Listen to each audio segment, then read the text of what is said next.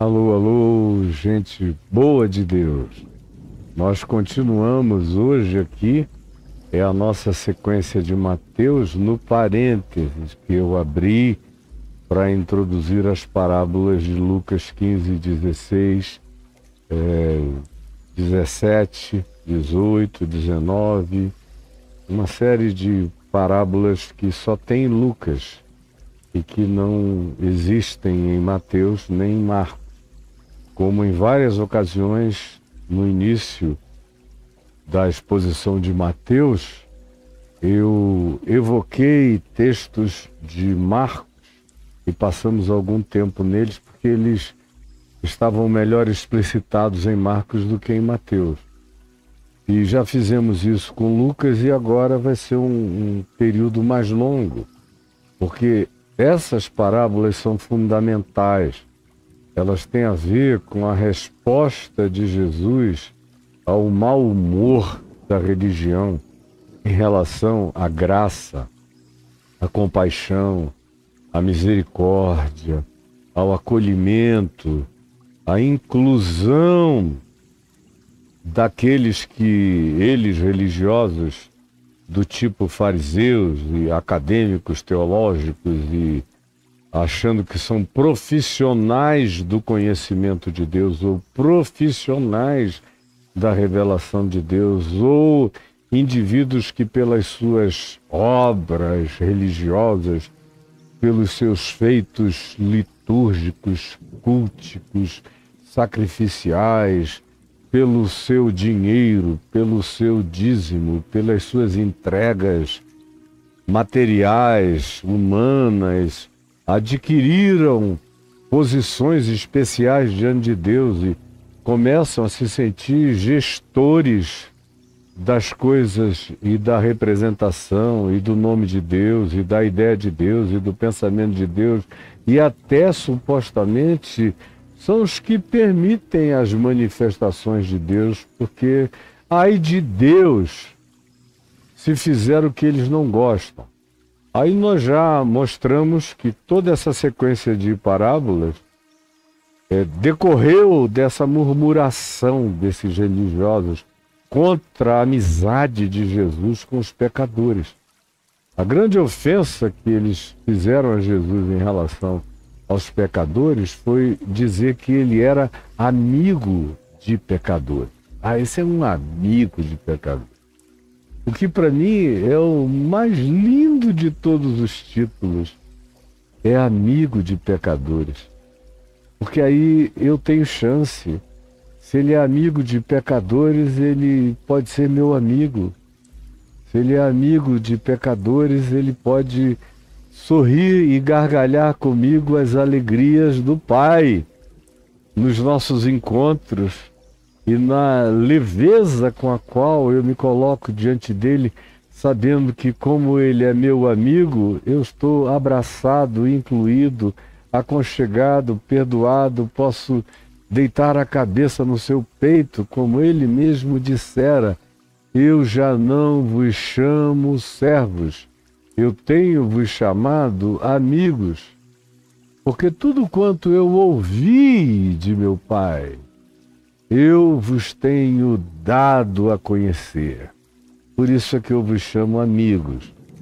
E aí ontem, depois da gente já ter visto em dias anteriores a parábola da ovelha perdida, da dracma perdida, nós já estamos aqui na nossa terceira ou quarta subdivisão, falando da história parabólica do filho pródigo, que é a história de todos nós, seja a do filho pródigo, desse ser humano que quis a morte de Deus, que quis a independência total de qualquer que fosse a referência superior na vida dele, e que aboliu isso tudo, chegou a pedir ao pai que morresse logo ou desse a herança, mas ele não queria ter essa relação de codependência do pai. E por que tu não morres? Tu estás demorando demais a morrer. E a gente falou um dia inteiro a respeito desse desejo da morte de Deus. E está tudo gravado aqui no YouTube. E vimos Deus operando nas circunstâncias da calamidade. vimos as implicações do livre-arbítrio, como o pai deixa o filho ir mesmo e viver com as consequências, e que isso não tem nada a ver com falta de amor, ao contrário. O pai amou o tempo todo, amou sempre, não deixou de amar um segundo, não desistiu do filho jamais, mas deixou que ele vivesse a experiência da sua suposta adulteza, com todas as implicações das suas escolhas. E ele se arrebentou inteiro, perdeu sua solução pessoal, consumiu e no final foi consumido por todas as coisas, passou necessidade ao ponto de invejar comida de porcos e vida de porco. Ele quis ser um suíno tratado à base de babugens, ainda seria melhor do que a existência que ele estava conseguindo para ele próprio. E o coração, pelas circunstâncias, começou a perceber e aí caiu em si. Aí ficamos 2 dias aqui falando sobre o significado de cair em si, do ponto de vista psicológico, cognitivo, emocional, espiritual, como isso acontece, porque é essencial que isso aconteça, do contrário, ninguém, em não se enxergando, chega ou se aproxima de Deus. Aí nós vimos, no dia de ontem, essa insistência do pai de ficar olhando no horizonte imediato, procurando a eventualidade do aparecimento desse filho, entrando na história da aproximação em relação à casa do pai. E o garoto vinha de longe, depois de ter ensaiado uma oração, e eu falei aqui sobre a imaginação profética da graça, que foi o que tomou conta do garoto, e ele vem com aquilo tudo, mas já cansado, totalmente exaurido, esfuleimado, desnutrido, incapacitado de seguir adiante, cansado a ponto de ver que estava tão longe, ele não sabia se ia nem chegar à casa do pai, de tão desgastado que estava, mas o pai, que nunca deixara de olhar no horizonte da graça, por causa do seu olhar de amor e por causa da incondicionabilidade do seu compromisso de amar, independentemente de quem nós sejamos ou da nossa fidelidade para com ele, como diz Paulo, porque se somos infiéis, ele todavia permanece fiel, porque não pode negar-se a si mesmo. Enxergou o filho de longe, vinha ele ainda longe, quando o pai o avistou e, correndo na direção dele, o abraçou e o beijou, e ele estava todo craquelento, sujo, impregnado, dias de lama grudadas na craca do corpo, na cerotada do pescoço, na fedentina, no mau cheiro horroroso de uma existência sem banhos. E o pai não quer nem saber de dar banho nele. O pai o abraça, o beija, o aconchega e diz: traga uma roupa. Ele está todo maltrapilho, veste-no com uma boa roupa. Pai diz: tragam o anel da família que ele acabou vendendo para subsistir na miséria dele, tragam de volta esse sinal de pertencimento, e tragam uma sandália para esses pés feridos, para pelo menos ele andar daqui para casa com algum conforto já na chegada. E mais, peguem o novilho que vem sendo preparado para um dia de festa e nós nunca tivemos uma ocasião para realizar, porque o dia chegou, é hoje. E contratem a melhor banda da cidade, porque esse meu filho estava morto e reviveu, estava perdido e foi achado. Aí o verso 25 diz: ora, eram 2 irmãos, lembra? Esse é o mais novo, o que ganhou 1/3 dos bens do pai. O mais velho, que ficara com 2/3 dos bens do pai, estava no campo. Ele se sentia dono, mas era um dono inseguro, legalista e autorrestritivo, que não concedia a si mesmo nenhuma liberdade. Ele nunca tinha saído de casa, nunca fora a uma terra distante, como esse filho fizera, o mais novo.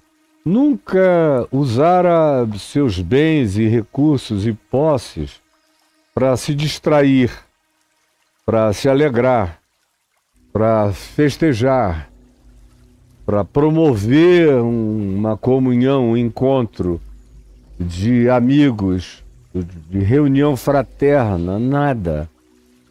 Ele vivia para aquelas obediências pequenas, medíocres. Também não era amigo do pai. Ele nunca se retirara da casa do pai, mas nunca fora, todavia, amigo do pai. Era desse tipo de filho que senta à mesa com o pai e fica em silêncio. Se o pai não puxar um assunto, ele não fala nada. E quando o pai puxa o assunto, a resposta é um tanto lacônica, quando não é completamente lacônica. E depois de um tempo, o próprio pai, que é puro amor, carinho, compaixão, interesse no bem-estar dos dois filhos, e desse mais velho, obviamente, também, vai cansando de tentar, de puxar assunto, de não ter diálogo, de ter respostas curtas, evasivas, ou excessivamente pragmáticas, ou monossilábicas, ou desinteressadas, e a pessoa, por mais que ame, vai se retraindo, vai ficando naquele ponto que não quer ser inconveniente. E acontece isso em família toda hora. E tem filhos que depois de uns anos ficam achando que o pai ou a mãe, a figura parental, faz alguma distinção especial dele para com outro filho. Mas eventualmente em casa a gente acaba como pai, como figura parental, tendo mais intimidade com quem procura mais a gente, com quem conversa mais com a gente, com quem tem mais prazer na gente, com quem nos dá preferência, com quem diz, eu tirei o dia de hoje para te curtir. Quem é que não gosta disso? De modo que esse filho mais novo que fora embora e aprontara toda essa idiotice, e que agora estava de volta, ele podia ser o que fosse, podia ter agido como agiu. Mas enquanto ele estiver em casa, eventualmente ele era aquele alegre, era o que trazia uma piada, uma anedota, uma brincadeira, até o dia que surtou e no seu surto foi embora. E agora ele volta. E o pai tem uma certeza, não só uma, mas duas pelo menos. A primeira é de que esse filho é dele e ele o ama e nada vai separá-lo desse amor para com esse filho. Nada, nem ninguém, nem distância, nem dimensão, nem criatura, nem circunstância, nem erro, nem pecado, nem maldição, nada. É seu filho.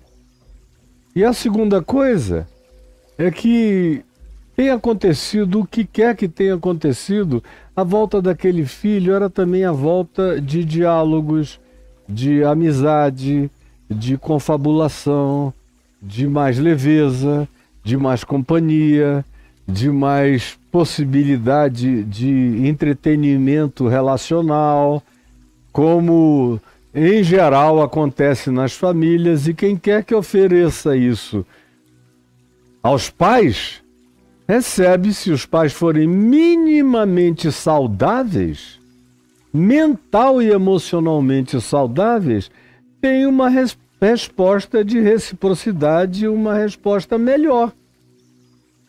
Agora, quando o filho é como esses caras aqui, como os fariseus eram, que só sabiam murmurar, reclamar, ficar zangados, se enciumarem de quem não era como eles, porque eles viviam fazendo contabilidade de economias, Quando eram eles já os donos de tudo, o pai já lhes repartira os haveres. Tinha dado para ambos os filhos os direitos de uso e usufruto de todos os bens, porque agora o pai estava só tendo usufruto de habitar a casa até morrer. Mas os filhos e o mais velho que ficara era praticamente o senhor dos bens e das propriedades e do negócio. Mas ele é que decidira não usufruir nada.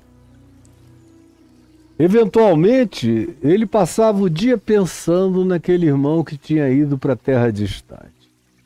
Deve estar lá comendo todo mundo, pegando todo mundo, beijando todas as bocas, bebendo todas as bebidas, dançando em todas as festas, frequentando todas as grandes celebrações, comendo e bebendo dos melhores víveres que se possa eles ter acesso, gastando o dinheiro que meu pai amealhou durante tantos anos, desgraçado.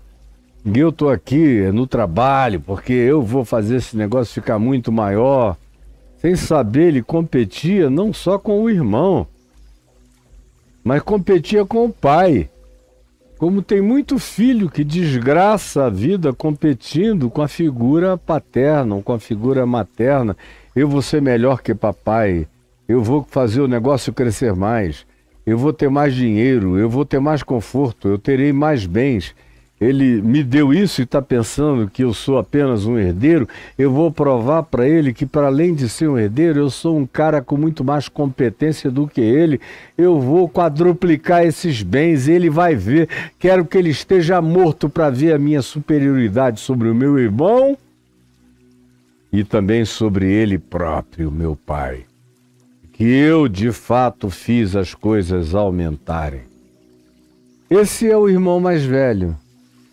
Lá no campo o dia inteiro, suado, melado, trabalhando, e isso naquela obsessão de crescimento, de renda, de poder, e sem usufruir praticamente nada, se tratando sem nenhuma graça, se tratando como se o pai fosse um exator, um senhor de escravos, se tratando como se ele estivesse debaixo de leis de um rigor e de imposição de produtividades e de contabilidades minuciosas, quando na realidade isso só existia na cabeça dele, como aqueles que, do ponto de vista religioso, semelhantemente aos fariseus, que são a razão de ser dessas histórias todas e dessa aqui, na qual nós vimos tratando-nos nesses últimos dias, existem do mesmo modo.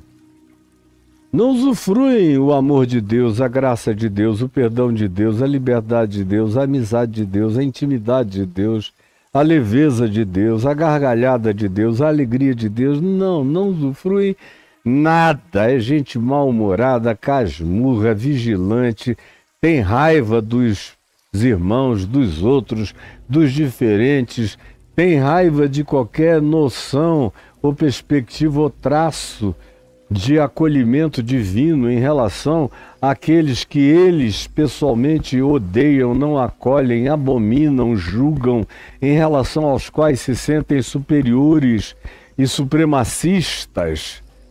Esses indivíduos estavam presentes aqui, provocando Jesus a ponto de que Jesus contou essas parábolas e particularmente essa.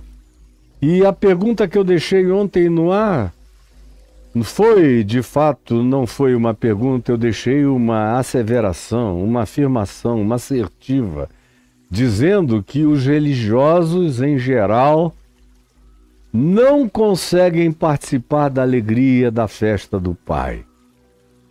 Os religiosos, em geral, não conseguem participar da festa da graça, da festa do perdão, da festa dos extremos da bondade de Deus.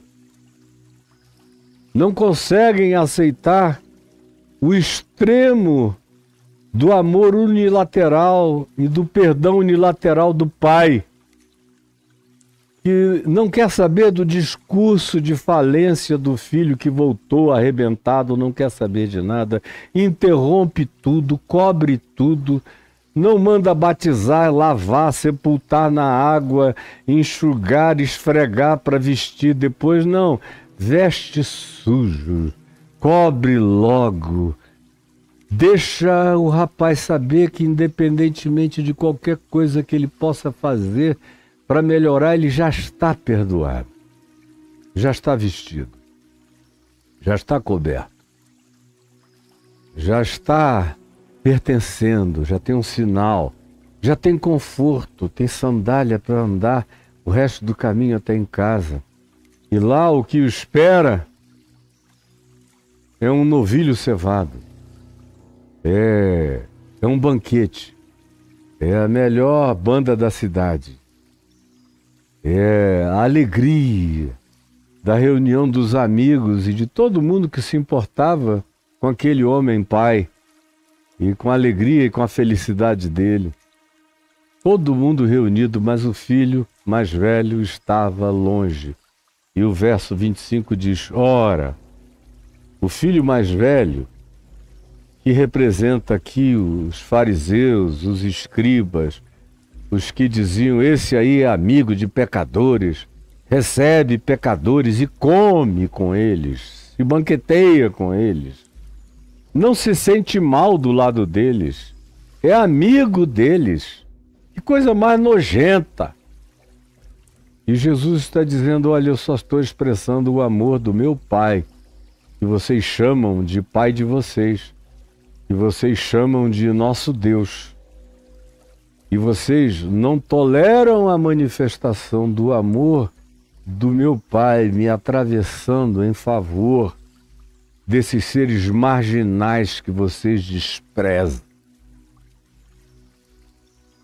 Vocês não aguentam o amor de Deus, por isso vocês não conseguem participar da festa, da celebração da graça, do acolhimento, da inclusão amorosa de Deus para com todo filho que, independentemente de por onde tenha andado ou passado, ou como esteja voltando ou chegando, caiu em si e disse, eu sei que na casa do meu Pai o que houvesse de mais humilde ainda é de uma abundância de generosidade que eu não consegui encontrar em lugar nenhum onde estive. Então, logo quanto meu dinheiro tenha vindo a acabar, eu na mesma hora fui completamente ignorado pelos demais e nem comida de porco me deixavam comer. Por isso meu coração agora é total gratidão. Mas o filho mais velho, semelhantemente, quem sabe a você, religioso, casmurro, emburrado, ranzinza, chato, que fica querendo e cobrando tudo, e cobra não o irmão com quem ele nem fala, em relação a quem ele declarou que já estava morto, embora estivesse vivo.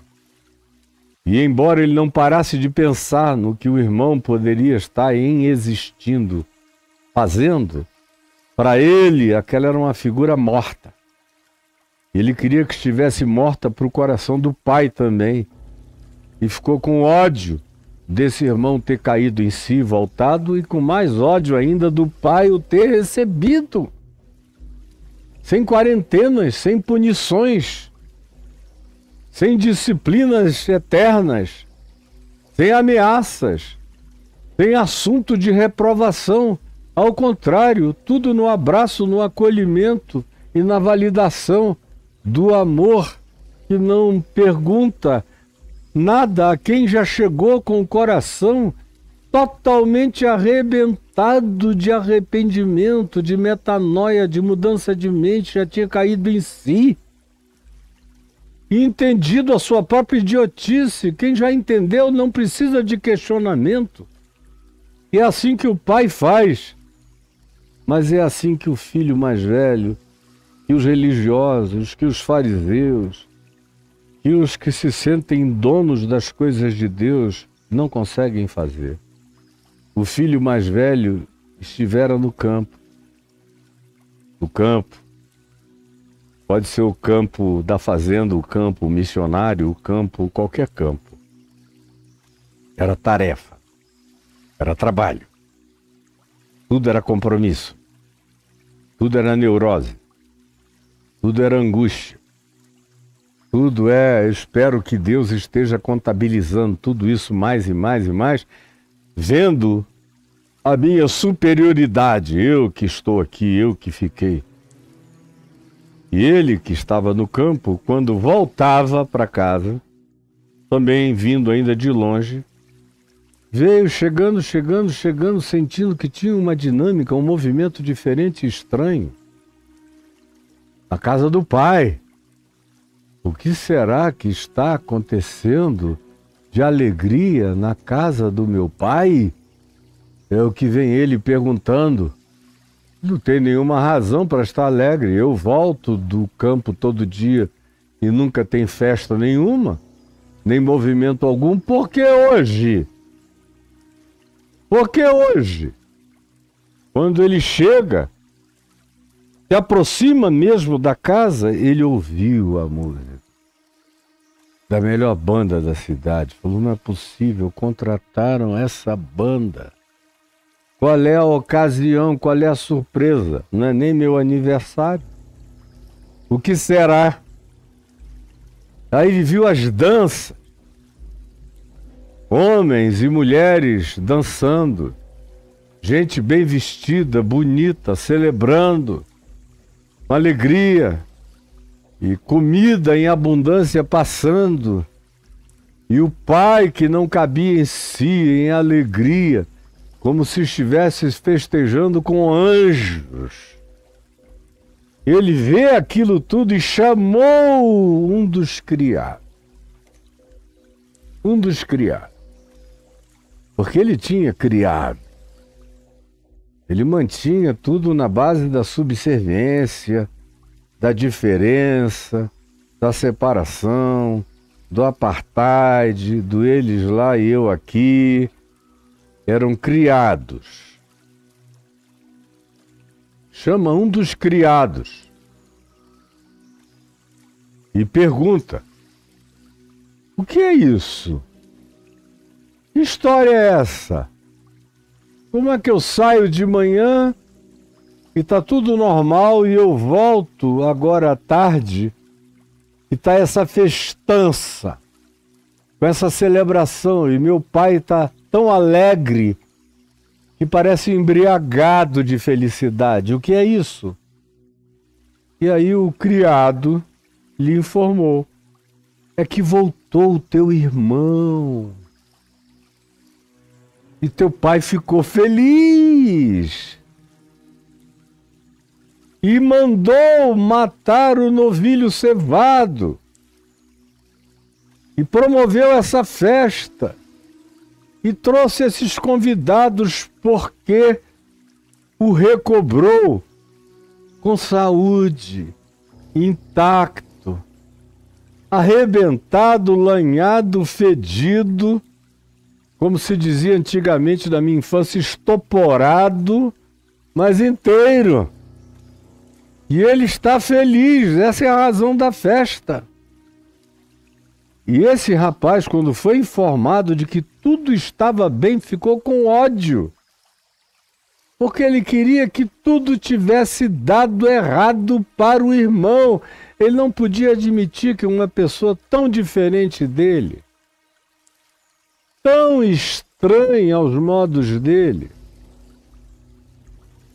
tão relacionalmente distinto em relação ao pai, que tinha uma relação de tamanha liberdade que chegara até ao ponto de, no dia e no tempo do seu surto, dizer: pai, você está demorando demais a morrer. E machucou o pai.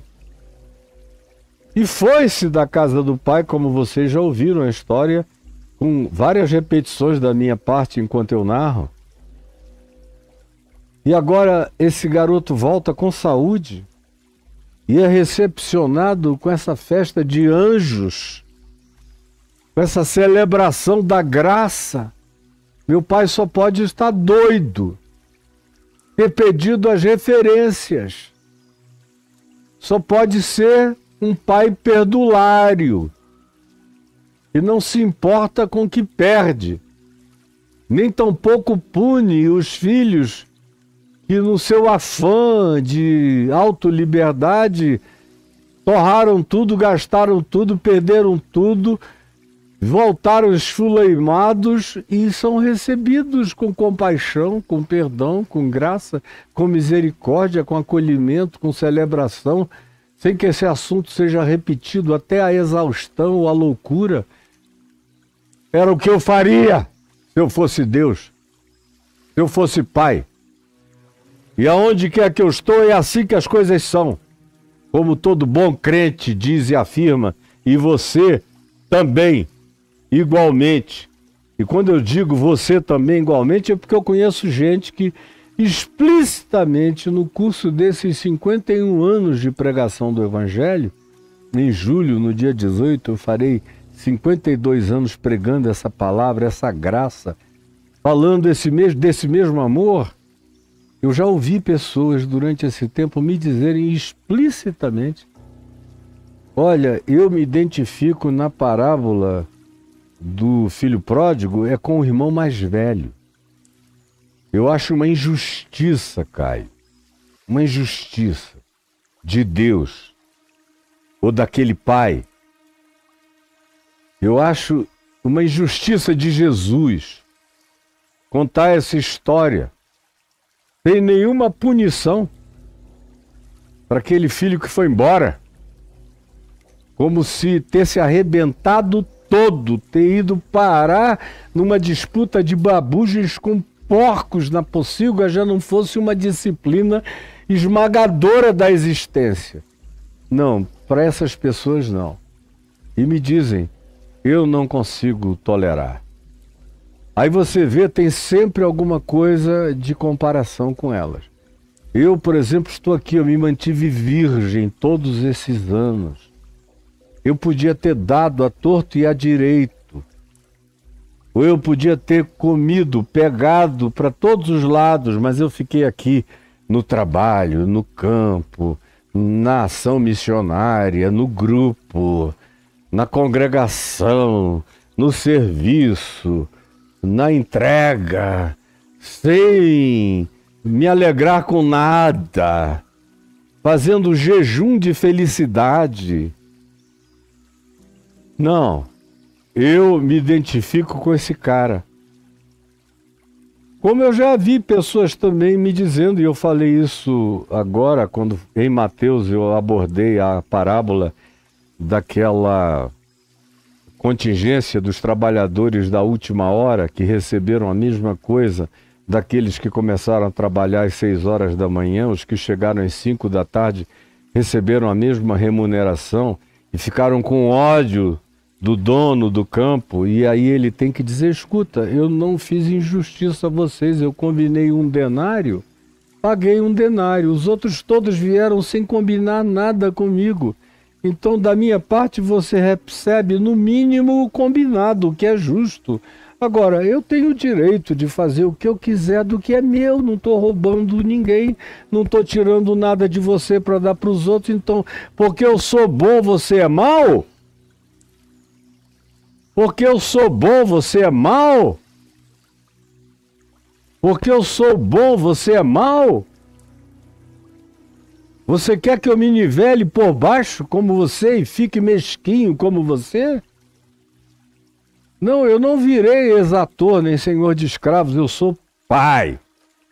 Se você se trata como um escravo e trata os outros como escravos seus e servos criados seus, é porque você é um medíocre que não enxergou toda a liberdade que eu tenho lhe oferecido, quando já antecipei tudo que você poderia ter e usufruir, você não quis. E agora você quer controlar a minha graça, a minha redenção, o meu acolhimento, o meu perdão, o meu amor para com os estranhos e os diferentes, só porque você quer ser a medida de todas as coisas? Não! Mas ele se indignou.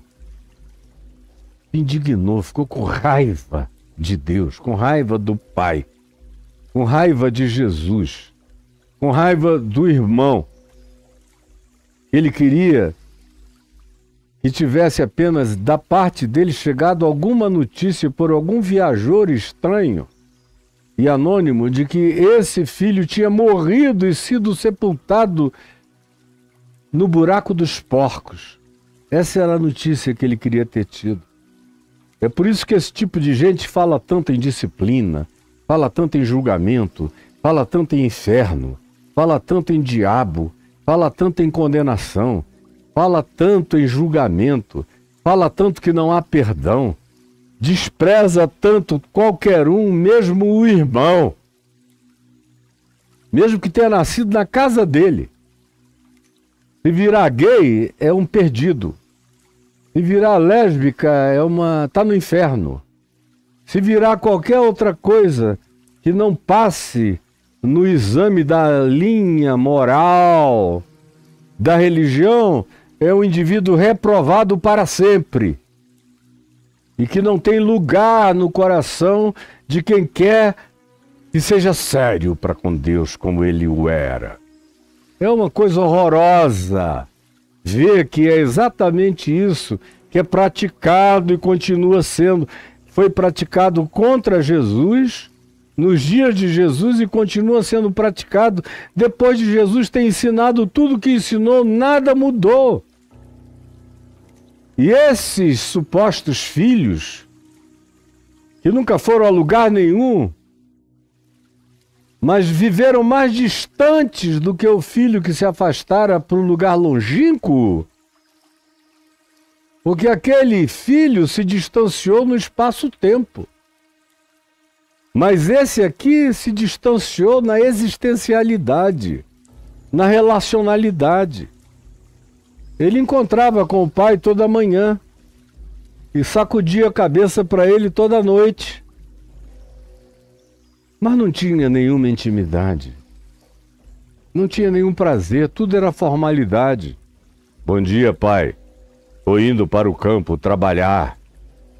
Deus te abençoe, meu filho. Saía ele. Voltava, boa noite, pai.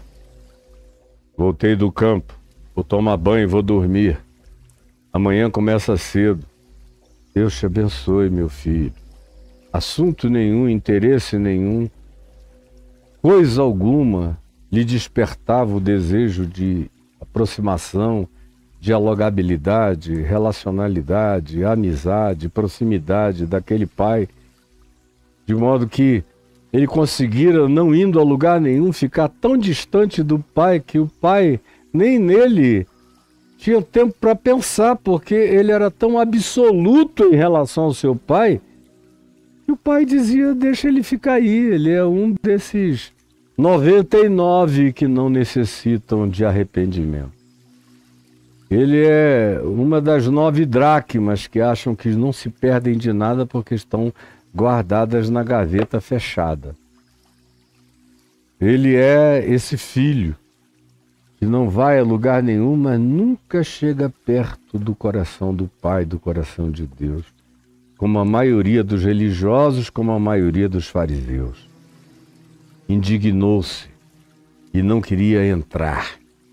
Por isso eu disse que os religiosos têm muita dificuldade em entrar e em participar dessa festa, desse convite, desse acolhimento, desse banqueteamento do amor do Pai, abraçando esses filhos que voltaram da terra distante, arrebentados e arruinados, porém acolhidos e perdoados pelo amor imutável desse Pai, que é a cara de Jesus.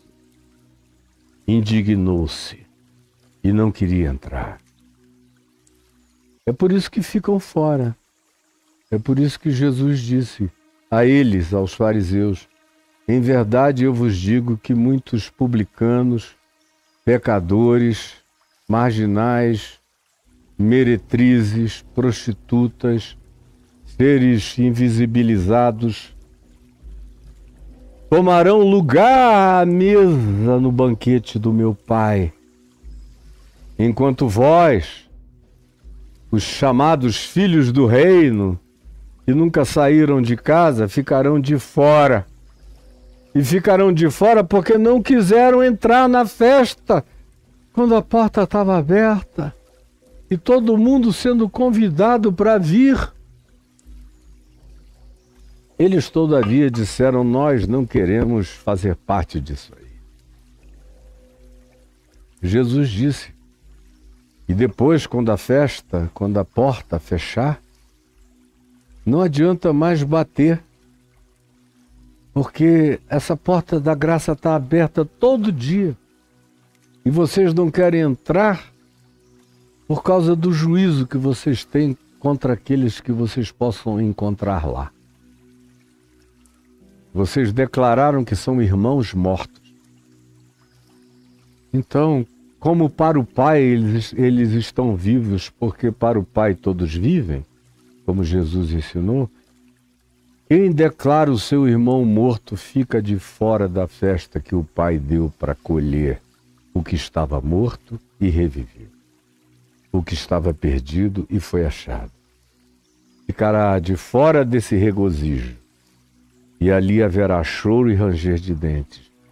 Não quis entrar, indignado com o Pai. O Pai, porém, saindo. Aqui também tem uma adversativa de amor, que a gente encontra no verso 22, quando se diz: o Pai, porém, disse aos servos: trazei depressa a melhor roupa, bote um anel no dedo, sandália nos pés, acolham-no, preparem tudo para ele. Ele voltou: nós ganhamos, nós vencemos, a ressurreição venceu a morte, que alegria! Agora aqui tem uma outra adversativa, no verso 28. E ele se indignou e não queria entrar. Saindo, porém, o Pai procurava conciliá-lo. Recebeu o mesmo amor do Pai. Só que aqui é o Pai se humilhando. Porque esse filho não tinha nenhuma oração a oferecer, nenhuma declaração de graça, nenhuma afinidade, nenhuma empatia, nenhuma solidariedade, nenhuma comunhão com a alegria do Pai. Não tinha nenhuma capacidade de dizer: Pai, que alegria que você está tão feliz por recuperou o seu filho que estava morto e reviveu, estava perdido e foi achado. E deu essa festa. Não havia nenhuma solidariedade para com o amor de Deus no coração dele. O Pai, porém, procurava conciliá-lo, acalmá-lo. Calma, por favor, é meu filho, é o mesmo sangue que você tem, carrega os mesmos genes, é resultado do meu amor. Ele foi gerado pela minha vontade de amar, objeto do mesmo amor, e você, como mais velho, tem 2 vezes mais do que ele jamais teve. Para com isso. Entra. Não fica de fora da festa da graça. Acolha os irmãos. Não deixe que ninguém seja marginalizado pelo seu coração só porque não viveu a existência que você viveu, porque a sua lhe foi dada com liberdade plena para o exercício de qualquer que fosse a sua boa vontade que você quisesse assim exercer e praticar, mas você não quis nada. Aí ele, o filho mais velho, indignado, que não aceitava nenhuma palavra de conciliação, de reconciliação, de aproximação, de pacificação vinda do Pai, respondeu ao seu pai: há tantos anos que eu te sirvo, sem jamais transgredir nenhum dos 10 mandamentos. Nenhum. Eu nunca disse que um outro é meu pai, sempre disse que eras tu. Sempre cumpri todas as tuas vontades. Sempre respeitei o teu nome. Sempre tentei te honrar, querendo que as pessoas dissessem, poxa, que filho mais dedicado. Sempre. Eu nunca te traí, nunca adulterei pelas tuas costas em nada, nem com ninguém. Eu nunca roubei. Eu nunca menti a respeito de nada dos teus negócios, que hoje são meus. Me dediquei completamente. Ele só não confessava que ele cobiçava a liberdade, cobiçava o pecado, cobiçava os prazeres, cobiçava o hedonismo, cobiçava a expansão dos horizontes daquele irmão mais novo. Mesmo o cara tendo se arrebentado todo, ele continuava invejando os tempos existenciais de provamento de coisas variadas e diferentes que ele não conhecia. O final foi trágico, mas ainda assim ele odiava porque ele não tinha ido e o outro fora.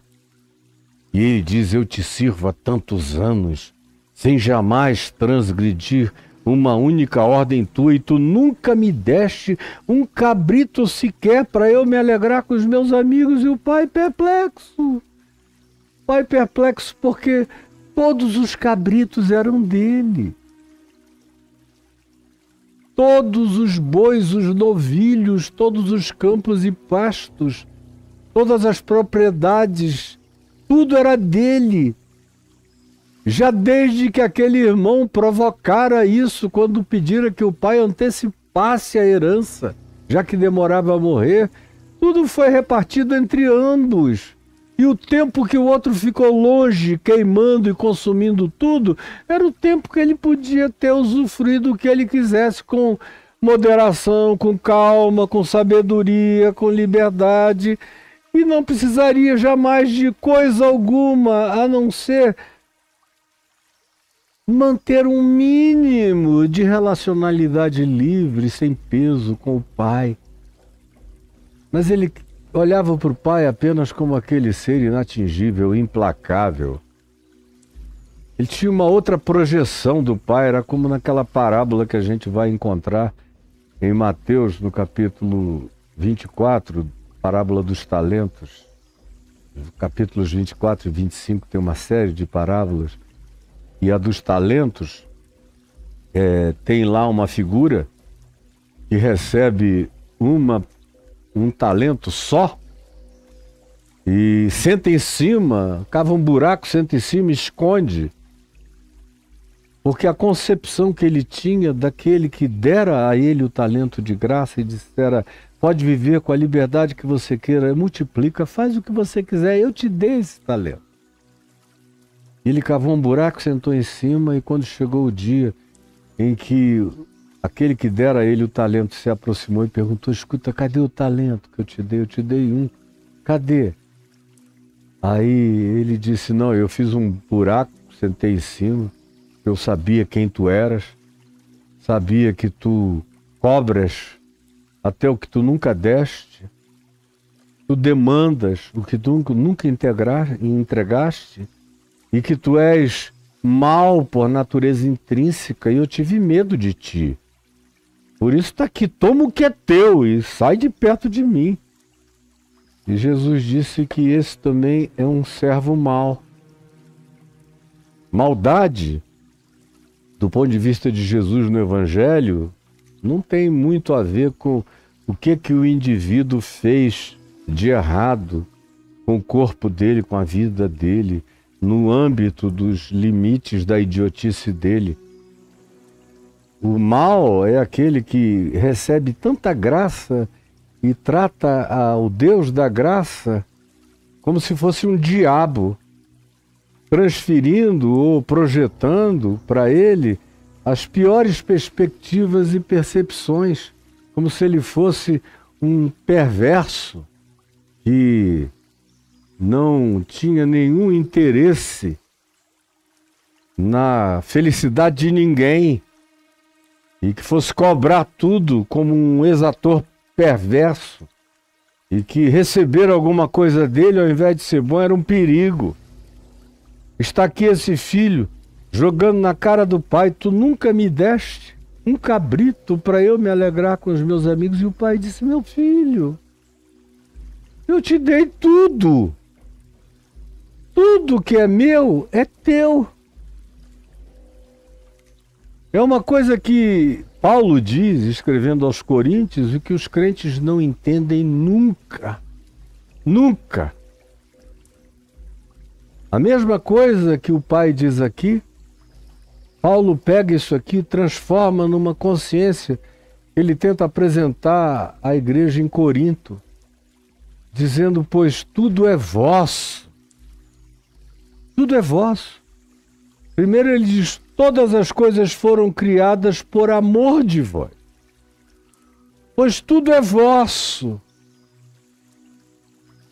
Seja a vida, seja a morte. Sejam as coisas presentes, sejam as coisas por vir. Tudo é vosso, e vós de Cristo e Cristo de Deus. Mas essa moçada continua dizendo: tu nunca me deste um cabrito, eu nunca tive um prazer, eu nunca... Não teve, porque você é um idiota, cara. Você é um fariseu que mata a vida para si mesmo e não quer mais deixar ninguém viver. Você se tornou esse crente que não vive e não deixa viver, esse intolerante, indignado contra a vida de todos os seres diferentes de você. Enquanto o pai diz: meu filho, ele, porém, está dizendo: mas veio esse teu filho, porque meu irmão não é. Por isso ele diz: esse teu filho, porque meu irmão não é. Se ele é teu filho, meu irmão não é. Parece até que faz alguma diferença. Que Deus me chame de filho e você diga que eu não sou seu irmão. Olha, se Deus me chama de filho e você diz que eu não sou seu irmão, quem é que está do lado errado da vida? Quem é que está do lado de fora da festa? Preste atenção.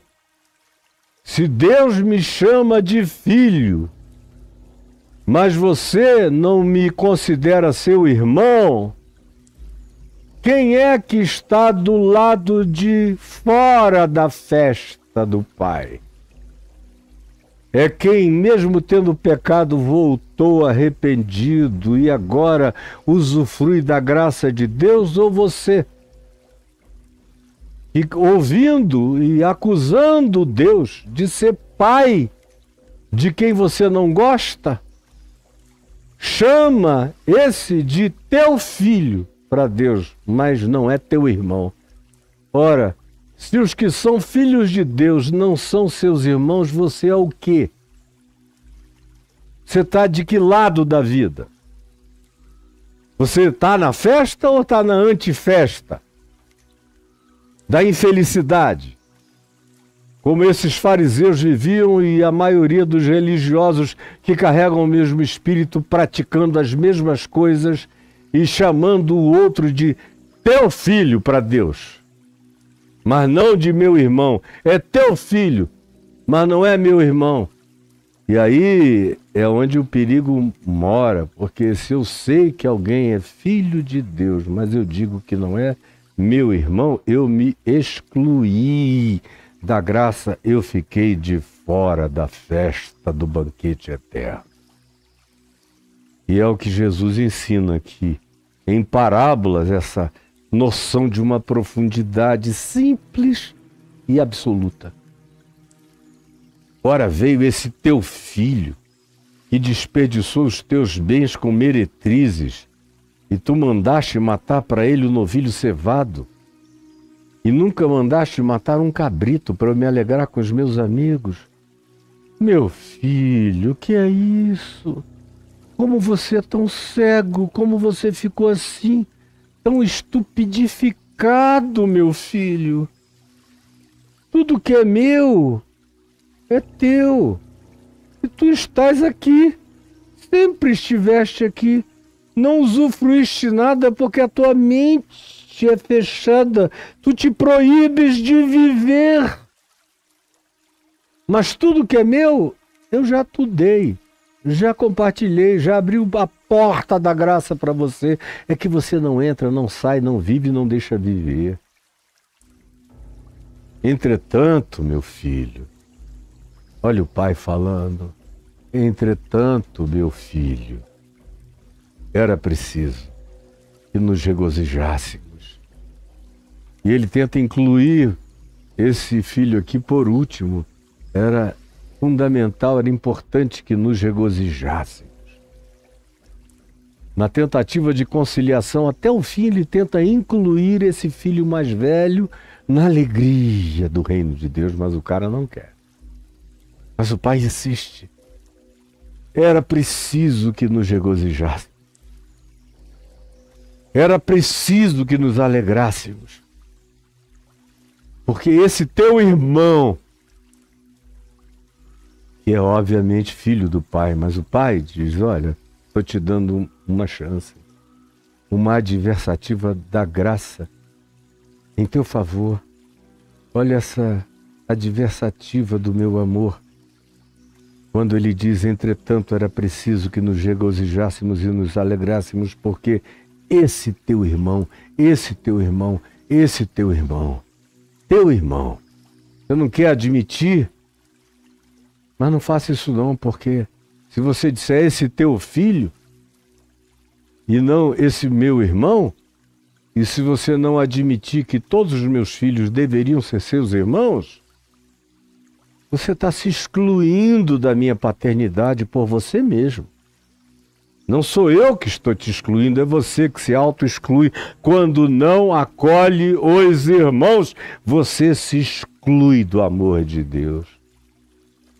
Porque era preciso que nos regozijássemos e nos alegrássemos, porque esse teu irmão estava morto e reviveu. Você não pode se alegrar com a alegria do Pai, com a alegria de Deus, porque esse teu irmão estava perdido. Foi achado, caiu em si, se enxergou, voltou. E tem uma vida para viver, sob o mesmo teto, com o mesmo amor, mas ele não quis entrar. E Jesus deixa a festa aí parada. Lá dentro, todo mundo se alegrando. E os fariseus aqui fora resmungando, reclamando, porque ele come e bebe com publicanos, com pecadores, com meretrizes, com marginalizados da vida. Ele é amigo dessa gente, desses seres abjetos. E Jesus, na parábola aqui chamada do filho pródigo, encerra a história com esse fariseu, com esse filho mais velho, com esse irmão, com ódio da alegria, da graça, do perdão e da salvação do lado de fora da festa. Não entra até o dia em que a porta fechar.